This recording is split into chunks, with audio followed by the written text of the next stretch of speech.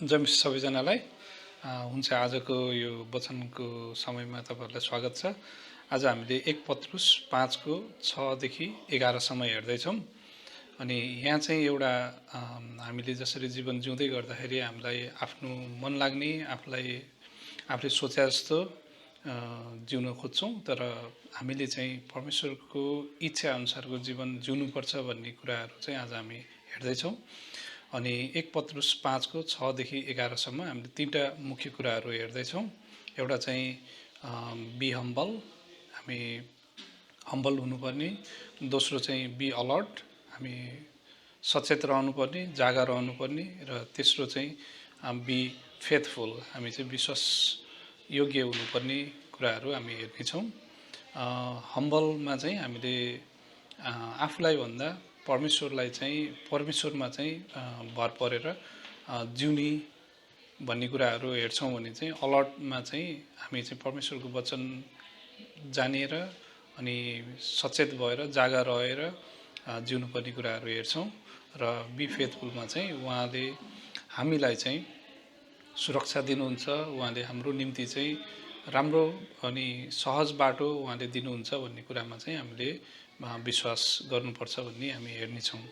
अनि हम्बल हुनु भनेको चाहिँ एउटा कोचेबल,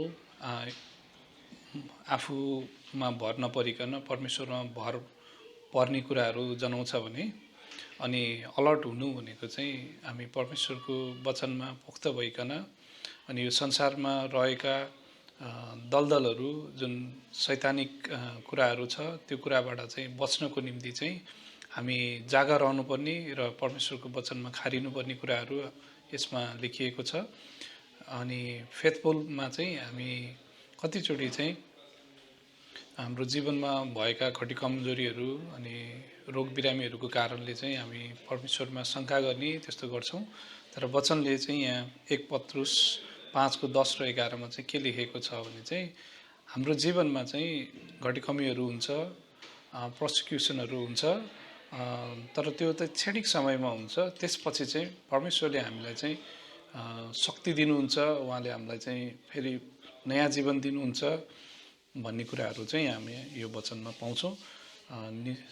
तसर्थ हामी सबैजनाले चाहिँ विश्वासी जीवन जिउँदै गर्दाखेरि हाम्रो जीवनमा आएका कष्टहरू बावजुद पनि परमेश्वरले हामीलाई चाहिँ नयाँ जीवन दिनुहुन्छ र उहाँले आफ्नो शक्ति हामीमा दिनुहुन्छ भन्ने कुरामा चाहिँ हामी विश्वास गर्नुपर्छ।